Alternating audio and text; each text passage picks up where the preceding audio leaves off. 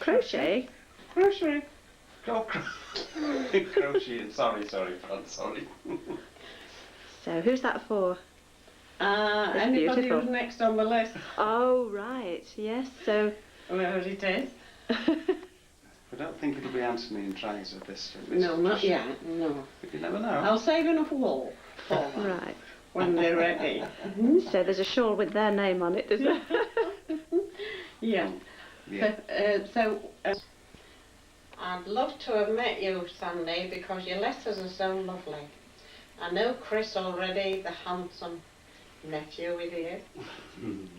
I'm busy crocheting, so if there anyone else wanting baby shawls, you can put your name down. Yeah, I think Sandy might have something to say about that, actually. I'm sorry, Sandy. I mustn't rush you again.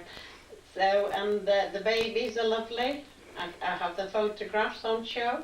Yes, you can get a picture. There's one here, isn't there? Yes. This is... So, do you want your babies? That's Well, no, yeah, but we're looking at this one at the moment. Rebecca. That's Rebecca, that's Jenny's baby, Yeah, isn't it? that's She's the... my great-granddaughter, Yes, and Rebecca Francis. Yeah. And up on there, Margaret, is Tony's, Chris's lovely son and daughter. Yeah. Yes. Stephanie and Jordan, Yes. who I must remember the birthday. Yes, there they are. Jordan's is in July, isn't it? Yes, Oh, is it's it? next month, yeah. And there's another one. Time fly. And who's this one, Fran, that I'm pointing at now? That's you holding somebody. Oh, that's me holding the baby in my arms. Shall I bring it? Is that Rebecca? Yeah. It's all right. I've got it. So, like that one. That's great grandma loving.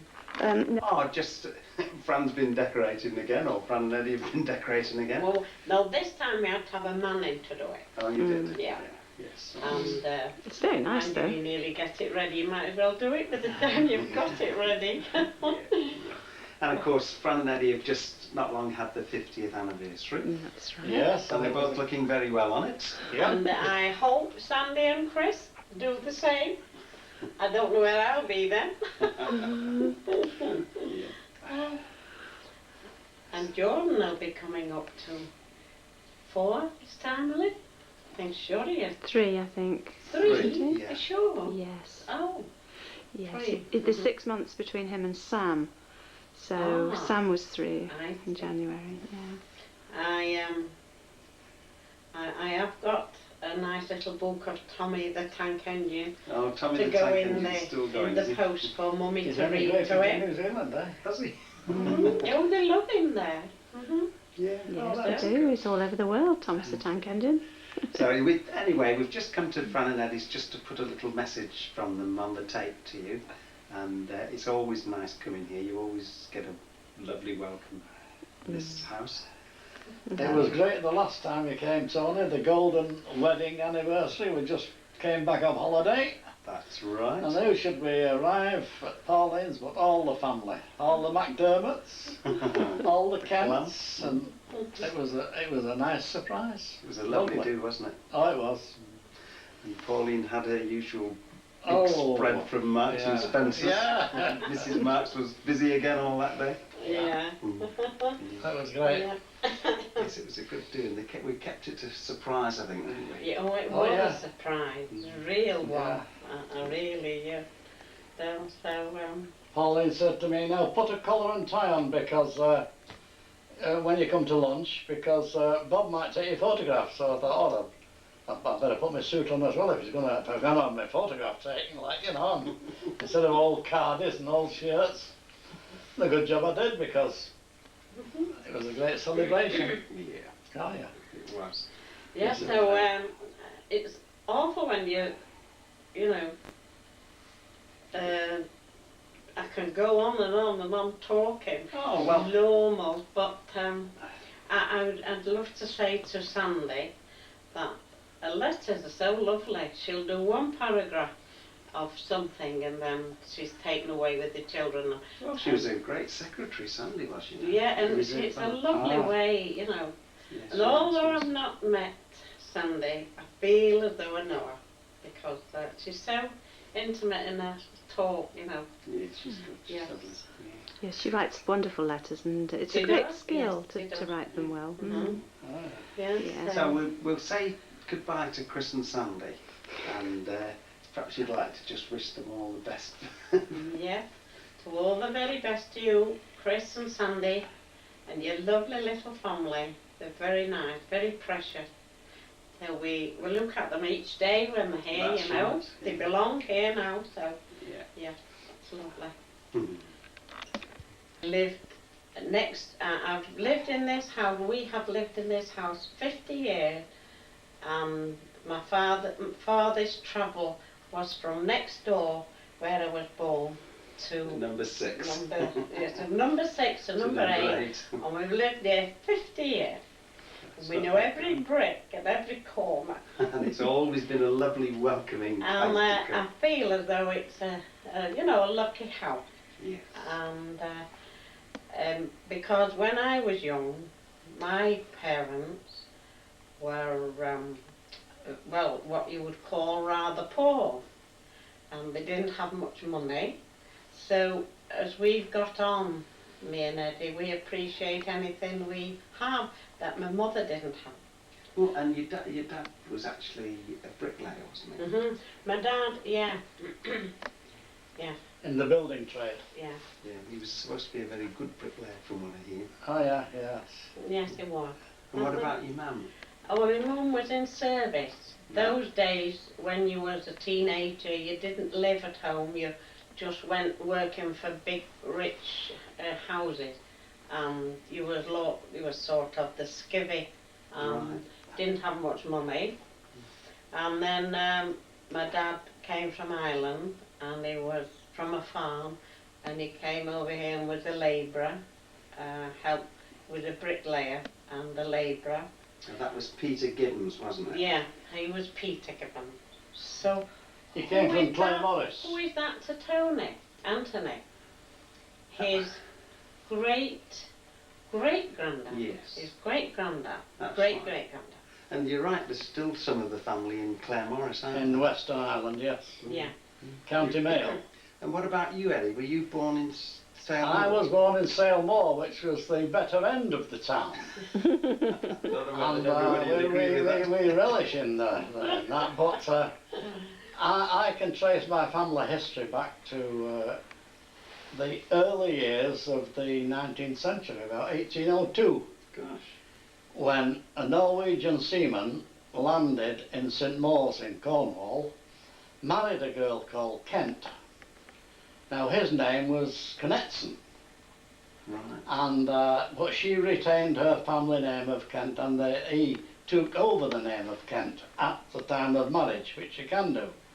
And then descendants of his moved to Solihull in the Midlands of England, on to Rochdale, and then into Ardwick in Manchester. Gosh. And most of them were engaged in the building trade Right. after they left St Maur's in Cornwall. So did your grandfather come from Rochdale way? My father came from Rochdale. Right. Right. My father was orphaned at an early age, and he was in an orphanage which is still existent in Rochdale, north of Manchester. And he worked in Chester for a while, Oh, yeah. but when the Manchester Ship Canal was opened, which runs from Manchester to Liverpool, he got a job as foreman in the building industry on the Ship Canal to maintain the buildings and the equipment of the Manchester Ship Canal. Right. And he worked there for over 50 years. Gosh. with And what was his name? his name was Philip Kent. Philip Kent. I Right. must tell you a nice little bit about this house. I said it was always a lucky house. Well, now and again I have a conversation on the phone to a lady who lives in a very posh area of Cheshire, and her husband died. She was born here at my house. Her name was Phyllis Dawes, and she married what was his first name? Martin Dawes. No, not Martin was the son. Right. Fred. Fred Dawes. Fred. Fred Dawes, the Who was a millionaire. That was the millionaire. Yeah. Millionaire. Radio and TV So- and stuff, wasn't it? TV, radio first, Yeah. and then TV. Yeah. when it So became we shops. live in her house, and then she married a millionaire, and she still has a chat to me on the phone. And she That's speaks so nice, and she asked me about the little houses, because I bet our little house will go in one corner of her house. Yeah. And so it's lovely to know that she still keeps in touch, you know.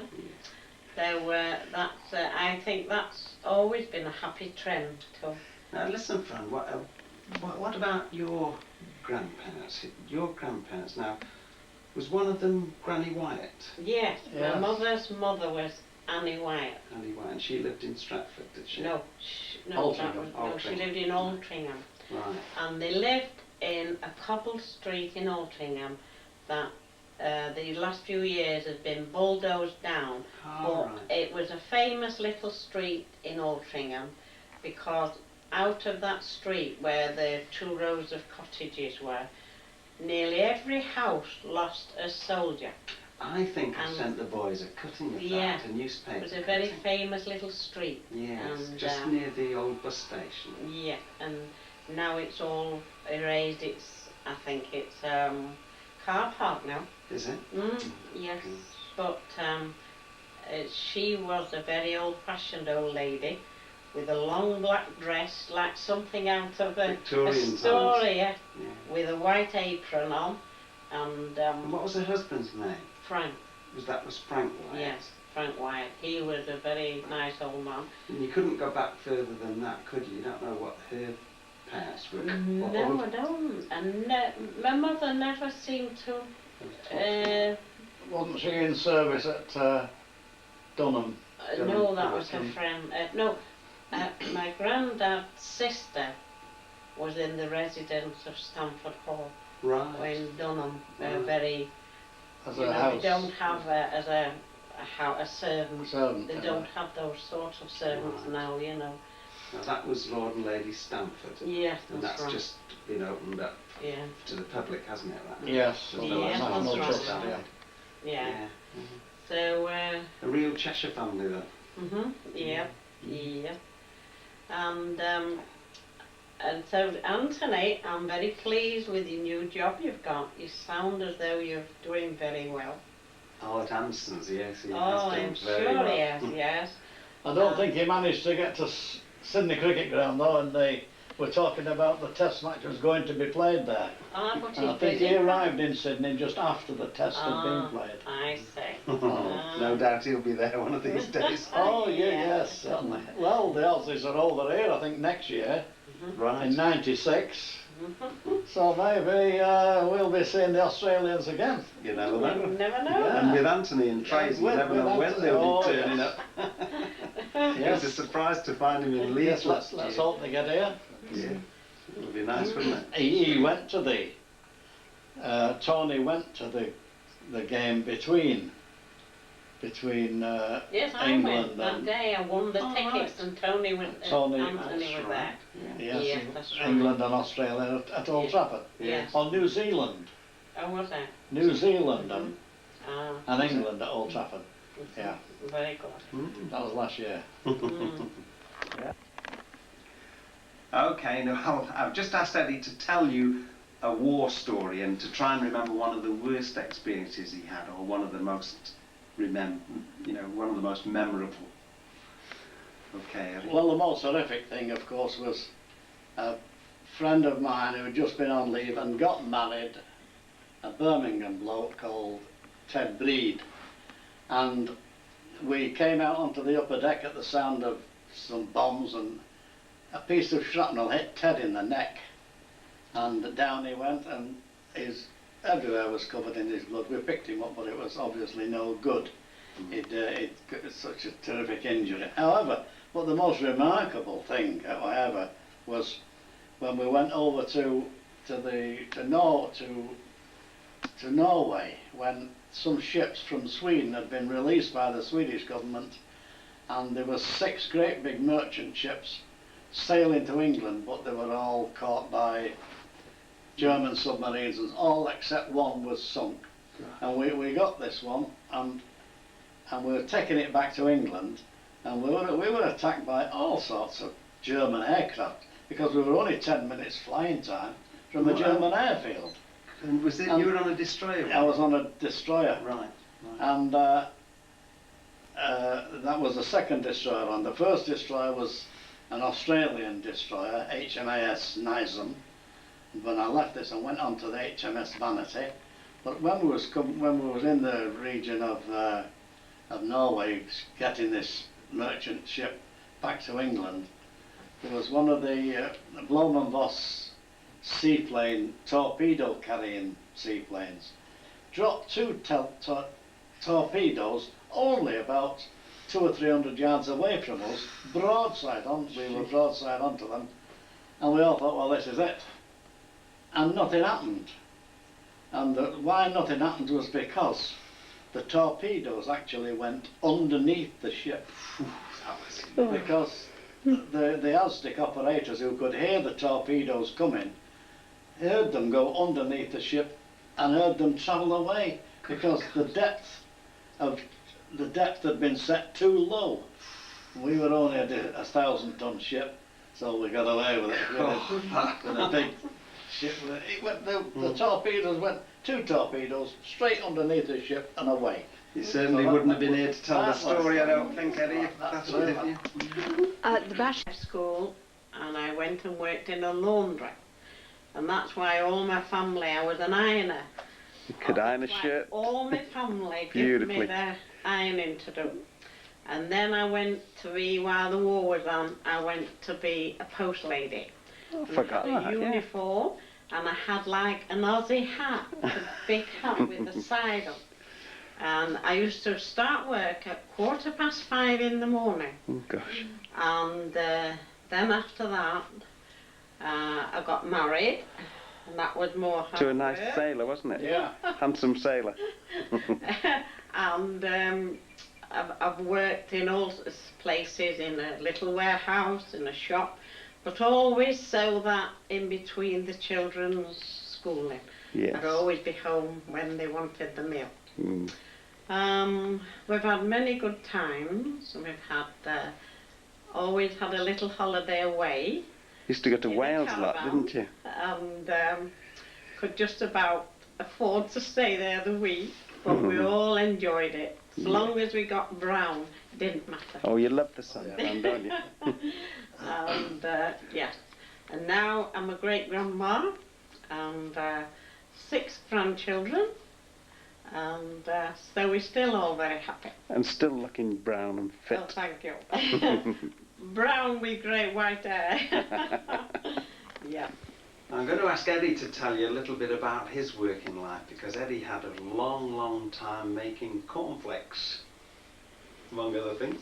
Yes, I was 37 years making cornflakes for the Kellogg Company, and but before that, when I left school at 14 years of age in 1931, I eventually got a job.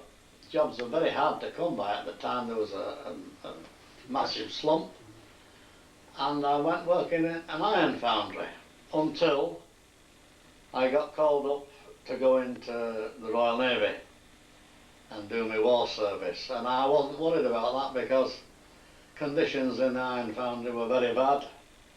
The average age death of moulders at the time was about 50 years of age, so And how many hours a week did you work, Eddie? I worked 53 hours a week, and Saturday mornings was part of the working week. Yeah. And What was this pay? What sort of wage did you get? I mean, the wage, I know it's hard to compare, but the wage for a moulder at the time was about £2.50 to £3 a week, Right. depending on the amount of overtime you did, or the